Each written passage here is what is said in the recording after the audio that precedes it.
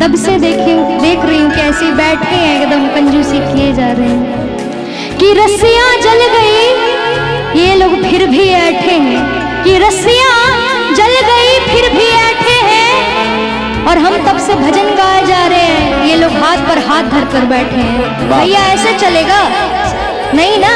तो उठाइए एक बार दोनों हाथ, उठाइए दोनों हाथ। जो जो बाबा को सच्चे दिल से मानते हैं वही दोनों हाथ तक उठाएंगे, और जो नहीं मानते हैं वो नहीं उठाएंगे। उनको बाबा देख लेंगे,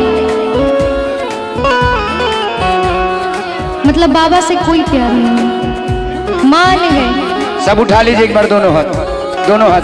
बोल शंकर भगवान की जय। बस आपका बात मान रहे, मेरा बात नहीं मान रहे। अच्छा तब मैं बैठ जाऊं? मत नहीं गाऊं मैं तो मेरे बात पे भी हाथ उठाइए, दोनों हाथों को एक बार। जो जो बाबा के सच्चे दीवाने हैं, और पीछे वाले आप लोग भी बोले शंकर भगवान की जय। देखिए भैया पीछे थे आगे आगे है ना, ये बाबा के भक्त हैं, पीछे थे देखिए आगे आगे हैं। हाँ बाबा के सच्चे दीवाने हैं सभी, सच्चे दीवाने, इसलिए पीछे से देखिए आगे आगे हैं। एक बार ताली बजा दीजिए भैया के लिए।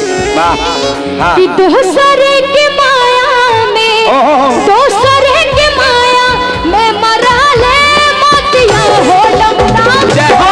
कंजूसी नहीं भैया, नहीं तो बाबा आपका सातों विद्या नाश कर देंगे। हो डमडम, जय हो। हो डमडम, जय हो।